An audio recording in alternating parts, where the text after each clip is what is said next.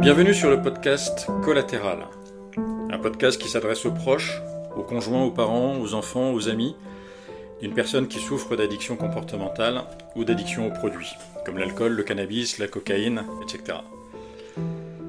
Le but de ce podcast, c'est de vous aider à comprendre la maladie, de comprendre le malade, de vous aider à l'aider, et de vous aider, vous, à porter un sac à dos qui est souvent trop lourd à cause des conséquences collatérales de l'addiction, de celle ou de celui que vous aimez. Bonjour à toutes et tous, aujourd'hui on va aborder un sujet, une question que se posent beaucoup de proches de personnes malades d'addiction, et qui est tout simplement à partir de quel moment est-ce qu'on est addict, à partir de quel moment on est alcoolique, dépendant à une substance, ou dépendant à un comportement, à un jeu vidéo par exemple. Plusieurs possibilités, votre conjoint, votre enfant, votre parent, votre ami a reconnu son addiction, tant mieux, elle ou il a déjà fait un grand pas, mais peut-être qu'il nie encore lorsque vous retrouvez des cadavres de bouteilles dans des endroits improbables, quand il se réveille tard un peu trop souvent, ou plus généralement quand vous là ou le sentez différent, parfois euphorique, parfois triste, parfois absent, mais avec des changements d'humeur et des comportements qui n'étaient pas ceux de la personne que vous connaissiez avant. Il peut arriver que vous vous disputiez plus souvent, sans raison, et vous pensez qu'il ou elle est peut-être tout simplement fatigué ou que c'est une mauvaise passe. Mais souvent au fond de vous, en réalité, vous savez qu'il y a un problème, sans forcément mettre des mots dessus, sans arriver à le définir, sans vouloir peut-être, et puis vous doutez. Vous finissez par ne plus savoir s'il ment quand il dit qu'il n'a pas bu, pas fumé, pas joué à des jeux vidéo toute la nuit. Pour enfin savoir et connaître la vérité, vous allez enquêter, vous allez trouver des feuilles de papier à cigarette un peu longues, des cadavres de bouteilles, des historiques de connexion à Internet. Quand vous trouvez ces éléments de preuve, en bon policier, vous risquez de confronter vos découvertes avec ce que vous raconte votre proche, et en faisant ça, vous allez le mettre dans une situation où il va se sentir piégé et coupable. Sa réaction va être de nier, elle sera peut-être brutale, agressive, parce qu'il va prendre ça comme une attaque. Et finalement, vous n'aurez rien réglé, bien au contraire. Il n'y a pas un seul addict au monde, en tout cas pas un que je ne connaisse, qui ne se lève pas le matin sans un énorme sentiment de culpabilité. Ça fait partie du package de la maladie, tout comme le déni. Quand vous renforcez la culpabilité de votre proche, en fait, vous l'incitez davantage à retourner vers son addiction, vers son remède, en tout cas à court terme, vers sa souffrance. Donc non seulement ça ne marche pas, mais en fait, votre attitude est contre-productive, c'est-à-dire que vous allez plutôt favoriser encore plus la maladie. Une fois qu'on a dit ça, c'est très bien, mais vous en avez marre de tout ça, vous en avez marre de douter, et puis peut-être à cause du déni, votre proche ne croit pas lui-même qu'il est addict, alors qu'il l'est, et que vous êtes vous persuadé qu'il est, tout ça c'est insupportable. Alors est-ce qu'elle ou il est addict ou pas? Est-ce que c'est une question de fréquence par exemple? Si je bois tous les jours, est-ce que je suis alcoolique? Et la réponse est non, c'est pas une question de fréquence. Est-ce que c'est une question de quantité? Est-ce que si je bois beaucoup et que ça ne me fait rien, est-ce que si je bois tous les jours 2, 3, 4 verres de vin le soir quand je rentre, est-ce que je suis alcoolique? Eh bien la réponse est non. En fait, ce qui va définir véritablement l'addiction, on va le voir après, c'est la notion de dépendance et puis tout un tas d'autres critères qui vont permettre d'être un peu plus précis que ça. L'OMS donne des recommandations de santé, par exemple, qui disent, pour un homme, mais c'est moins pour une femme, pas plus de 2 verres par jour, pas plus de 10 verres par semaine, et pas tous les jours.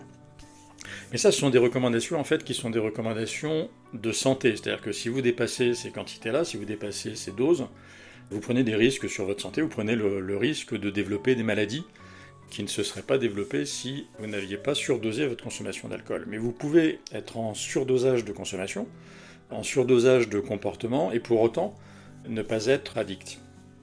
Une question qui revient souvent, par exemple, c'est est-ce que mon ado, mon jeune, qui rentre torché tous les vendredis et tous les samedis soirs, qui s'alcoolise très vite, très fort, comme le font la plupart de ses potes aujourd'hui, avec ce phénomène binge drinking qui nous vient des pays du Nord, de l'Europe et du Royaume-Uni, est-ce que mon jeune est addict? Et en fait, la réponse globale, c'est la capacité à s'en passer. Si votre fille ou votre fils peut sortir de temps en temps sans s'alcooliser et que ça ne lui manque pas, et la notion qui est importante c'est celle-là, c'est que ça ne lui manque pas, écoutez, tout va bien. Et donc, encore une fois, c'est cette notion de manque qui est importante. Si vous buvez 2 verres par jour, mais que vous vous en passez quand vous voulez, pas de souci, tout va bien. Si par contre vous décidez de ne pas boire pendant quelques jours et que vous y pensez tout le temps, à ce moment-là, vous avez probablement un problème. Alors pour vous aider et aller plus loin, il existe 2 outils Tout d'abord une définition, qui est la définition la plus utilisée aujourd'hui par les spécialistes de l'addiction. Et donc elle nous vient de Goodman, qui est un psychiatre américain qui a rédigé cette définition dans les années 90. Alors c'est une définition un peu longue, mais ce qui est bien, c'est qu'elle couvre l'intégralité du sujet. Donc que nous dit Goodman? Il dit une addiction, c'est un processus dans lequel est réalisé un comportement qui peut avoir pour fonction de procurer du plaisir et de soulager un malaise intérieur. Jusque-là, donc là on est sur la première partie de la définition, tout le monde suit et tout le monde comprend. Effectivement, un produit psychoactif ou un jeu, ça va soit procurer du plaisir, un bon verre de vin c'est agréable, une bonne bière fraîche en terrasse c'est sympa. On a également, donc sur la deuxième partie de ce qui nous pousse à consommer un produit psychoactif au départ, la notion de soulager un malaise intérieur. Qui n'a pas bu un verre un soir après une journée particulièrement stressante? L'alcool est un très bon anxiolytique, c'est aussi un dépresseur, donc ça favorise la dépression, mais ça c'est un autre sujet. Mais en tout cas ça détend sur l'instant. Fumer un joint, ça a ce même effet quand si je suis anxieux, stressé, etc., de me soulager. Fumer une cigarette, tout simplement. On a tous ceux qui ont fumé un jour ont constaté que la première cigarette était pas bonne, et si on a insisté et si on a poursuivi alors que c'était pas bon, c'était pour soulager un malaise intérieur, et dans ce cas-là, c'était plutôt pour faire comme les autres, pour pas se sentir exclu, et se sentir exclu, c'est une forme de malaise intérieur. La deuxième partie, donc en clair, pour résumer cette première partie de la définition, quand on consomme un produit psychoactif ou quand on a un comportement de jeu par exemple, on le fait avant tout parce que ça nous apporte quelque chose, et ça nous apporte quelque chose d'intéressant. Là où ça se complique, c'est dans la deuxième partie de la définition, puisqu'il dit ensuite, le docteur Goodman, et qui se caractérise par l'échec répété de son contrôle et sa persistance en dépit de conséquences négatives. En clair, je n'arrive plus à contrôler ma consommation, c'est-à-dire que je décide de moins consommer et je n'y arrive pas, je décide de ne pas consommer pendant quelques jours et je n'y arrive pas. Là, on a bien la démonstration du problème d'addiction. La deuxième partie de cette deuxième partie, si je puis dire, sa persistance en dépit de conséquences négatives, non seulement je ne contrôle pas, mais j'ai des gueules de bois, je me reconnais pas, je me mets dans des situations dangereuses, je me dispute avec des gens avec qui je me dispute jamais, je peux avoir même des accidents, voire des accidents graves, et ça va me calmer pendant un temps, et malgré tout, et malgré toutes les conséquences négatives en fait de ma consommation ou de mon comportement. Par exemple, à force de jouer, je vais plus être productif à mon travail, je vais arriver en retard, je vais potentiellement perdre mon emploi, et que ce soit un produit ou que ce soit un comportement, une vraie démonstration de l'addiction, c'est que si je persiste, non seulement je contrôle plus, mais en plus je persiste, malgré les conséquences négatives. Donc ça donne une définition globale. On a un outil qui est beaucoup plus précis, qui est utilisé par les addictologues. Lui, il s'appelle le DSM-5. En fait, c'est une grille de classification pour les troubles mentaux, et l'addiction est considérée aujourd'hui, définitivement, il n'y a plus de débat là-dessus, comme une maladie, et donc ce DSM-5 propose des critères qui permettent de définir non seulement si on est addict, mais en plus de définir son niveau d'addiction. Donc il y a 11 critères dans ce DSM, qui dit que quand on encoche 2 à 3 critères, on est légèrement addict, donc on a un début ou un semblant ou une faible addiction, c'est pas grave, si ça reste à ce niveau-là, on peut parfaitement vivre et continuer sa vie, en dehors bien sûr des risques liés à sa santé, aux conséquences sur sa santé que je citais tout à l'heure, mais en termes d'addiction en tout cas, si on change pas et s'il n'y a pas de nouveaux critères qui apparaissent, tout va bien. 4 à 5, on est modérément addict, et 6 et plus, cette fois on souffre d'une addiction qui est une addiction extrêmement sévère. Et ça c'est génial, donc encore une fois, parce que ça concerne toutes les addictions, que ce soit l'alcool, les drogues, les jeux, et même le sport, puisque le sport, vous allez voir, par exemple, si je fais trop de sport, à un moment donné, je vais me blesser, je vais avoir, donc c'est une conséquence négative, et malgré ça, je vais recommencer, je vais persister, en me faisant mal et en me faisant moins plaisir, et là, on est plus dans une addiction que dans une démarche qui est une démarche saine. Donc cette grille, elle va permettre non seulement d'identifier clairement si votre proche est addict, pas, mais elle va servir aussi à évaluer son niveau d'addiction. Autre truc génial, c'est un outil superbe à proposer à un proche. Et évidemment, quand il est en état de vous écouter et qu'il est OK pour le faire, puisque pour guérir d'une addiction, chacun doit créer son propre chemin. C'est pour ça que c'est compliqué. Il n'y a pas de remède miracle, mais c'est au malade et à lui seul de le faire. Vous pouvez, vous, utiliser ce DSM-5 pour enfin savoir vous, pour être enfin fixé, Et pour votre proche, la bonne méthode, pour l'aider à construire son chemin, c'est de lui dire avec bienveillance, par exemple, un lendemain où ça s'est mal passé et où visiblement il n'était pas en état, lui dire écoute, je m'inquiète pour toi, je vois bien que ces derniers temps tu ne vas pas bien, regarde par exemple, à ce moment-là vous citez des faits, puis vous enchaînez avec je me suis posé la question de l'addiction, peut-être que tu pourrais te poser la question aussi. J'ai trouvé un truc, le DSM-5, tiens je te le donne, c'est peut-être intéressant que tu regardes. Et ensuite vous le laissez faire. S'il conclut tout de suite à son addiction et vous en parle, c'est magique, bingo, il est parti, il ou elle est parti dans le bon chemin, mais malheureusement c'est pas comme ça que ça se passe. S'il le lit vaguement, qu'il le met de côté, c'est pas grave, vous avez planté une graine, et pour accompagner un proche addict, c'est souvent ça en fait qui marche, c'est de planter des graines en espérant qu'elles germent. Donc ce DSM5, je vais vous le détailler, et je le mets en lien dans le descriptif du podcast et sur nos réseaux sociaux, c'est le site officiel du gouvernement, donc c'est drogue.gouv.fr. Mais encore une fois, ne vous arrêtez pas au terme de drogue, ça marche pour l'intégralité des addictions. Donc ces 11 critères, le premier, en fait c'est un besoin impérieux et irrépressible de consommer la substance ou de jouer. C'est ce qu'on appelle le craving dans notre langage. Moi, si je m'adresse à un autre addict et que je lui parle de craving, il comprend immédiatement de quoi il s'agit. Quand on n'est pas malade, c'est un peu compliqué à comprendre parce que c'est un phénomène étrange. Pour vous raconter une anecdote, un jour, moi j'avais décidé, je voulais pas boire, je sais même pas que j'avais décidé, c'était une journée sans alcool, et puis je me retrouve à la supérette avec ma main gauche qui attrape le pack de bière, et en me disant, mais sans combat, c'était pas l'ange et le démon sur mes épaules, là, c'était vraiment au fond de moi, je voulais pas boire. Et j'avais l'impression que ma main était complètement désolidarisée, en fait, qu'elle agissait toute seule. Et donc il y a comme une partie de moi, donc j'ai acheté le pack de bière, j'ai payé en me disant aujourd'hui je bois pas, et j'ai fini par les boire derrière.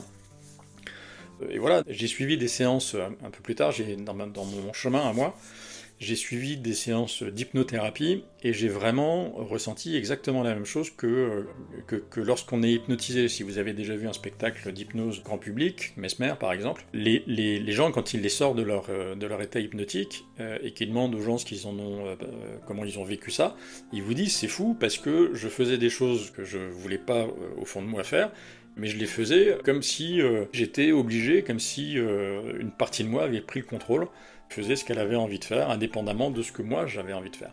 Donc c'est ça le craving. Et encore une fois, je pense que tant qu'on l'a pas vécu, c'est très compliqué. Donc moi j'ai bien coché cette case-là.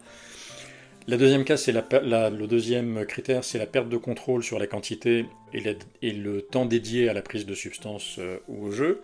C'est-à-dire que ce que je disais tout à l'heure, je décide ce soir de ne boire qu'un verre et puis j'en torcher. Ça, si ça se répète un peu régulièrement, clairement une perte de contrôle, et c'est une deuxième case, c'est un deuxième critère, une deuxième case à cocher.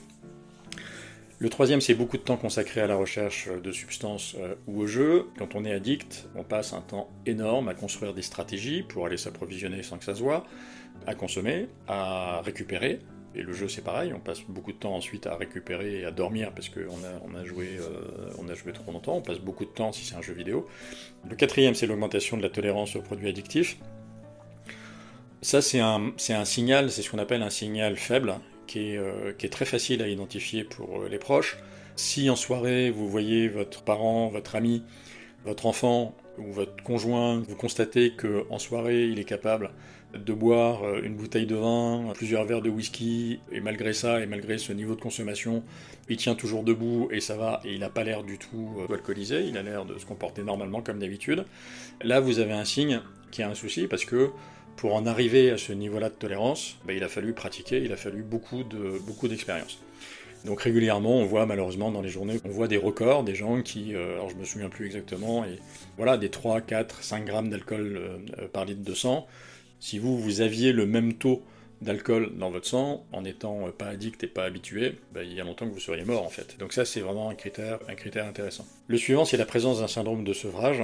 Chez les alcooliques, ça peut donner des tremblements, des sueurs quand il n'a pas son produit. Chez un héroïnomane, ça va être beaucoup plus puissant.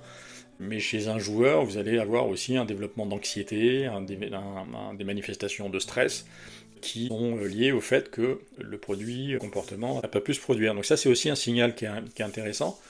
Quand vous partez en vacances, par exemple, avec votre proche, ou quand vous êtes plusieurs jours ensemble, en vase clos, 24 heures sur 24, 7 jours sur 7, et que donc la possibilité de jouer ou la possibilité de consommer est réduite, Si vous voyez que votre proche commence à aller pas bien, vous avez une case qui coche et un critère qui s'ajoute. Le suivant, c'est l'incapacité de remplir des obligations importantes. Je dois aller chercher mes enfants à l'école. Aujourd'hui, j'ai une réunion très importante. J'ai un rendez-vous extrêmement important pour trouver un emploi, par exemple, et j'y vais pas. Ou votre proche, plutôt, n'y va pas. Là, vous avez un critère qui correspond.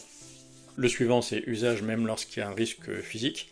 Alors vous avez plein d'exemples, vous avez l'exemple de la personne qui va conduire alors qu'elle est alcoolisée et qu'elle sait parfaitement qu'elle est à plus de 0,5. Vous avez la personne qui va s'acheter du cannabis ou de la cocaïne et qui va aller tard le soir dans des endroits un peu malsains. Vous avez aussi un critère, c'est-à-dire que deux options, quand on est sain, on va pas provoquer le danger, quand on est addict, quand on est dépendant à un produit, la dépendance est tellement forte qu'elle passe avant le danger. Le critère suivant, c'est les problèmes personnels et sociaux, c'est-à-dire que la consommation et la dépendance au jeu, à un comportement ou à un produit provoquent des problèmes personnels, il y a des disputes, il peut même y avoir des violences, il peut y avoir des problèmes sociaux avec les voisins, avec des amis, dans la rue, vous avez des gens qui vont se bagarrer, ça aussi c'est un critère. Le suivant, c'est les désirs ou les efforts persistants pour diminuer les doses ou l'activité. Donc c'est ce que je disais en introduction, je veux arrêter, je veux réduire, j'y arrive pas.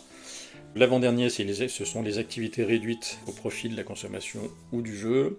Votre proche qui faisait du sport, qui aimait bien le cinéma, qui aimait bien lire, qui aimait bien danser, et qui avait des activités, et que vous voyez qu'il sort plus, ou il sort beaucoup moins, et qu'il abandonne au fur et à mesure toutes ces activités-là, là, vous avez aussi un critère intéressant d'addiction. Et puis le dernier, c'est la poursuite de la consommation malgré les dégâts physiques ou psychologiques. Donc là, on est quand même à un stade un peu plus avancé. C'est-à-dire que vous avez vous commencez à avoir, votre proche commence à avoir des problèmes cognitifs, des pertes de mémoire, des pertes de concentration.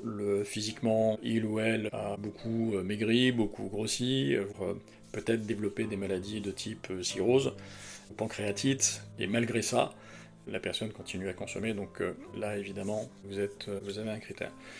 Voilà, donc l'idée c'est de poser ça, en fait, encore une fois, vous d'essayer d'évaluer votre proche par rapport à ces différents critères, que lui s'évalue de son côté, si tout va bien et s'il est à l'écoute et s'il est prêt, à la limite vous pouvez même le faire ensemble. C'est un superbe outil de prise de conscience, et puis surtout ça vous permet de répondre, vous, aux deux questions terribles que vous vous posez très souvent si vous avez un proche addict et qui ment et qui cache, parce que, on le verra plus tard, un podcast sur le déni, mais ça fait partie de la maladie, en fait, ce déni. Donc vous savez plus, vous doutez, là vous avez un outil qui vous permet d'en savoir un peu plus, puis d'avoir aussi une idée du niveau de l'addiction de votre proche. Encore une fois, si ça coche 2 ou 3 critères, voilà, c'est à surveiller pour que ça évolue pas, mais c'est pas très grave. J'espère que tout ça vous a été utile. Je vous souhaite une belle journée, une belle soirée, une belle nuit en fonction de l'heure à laquelle vous écoutez ce podcast, et je vous dis à très bientôt.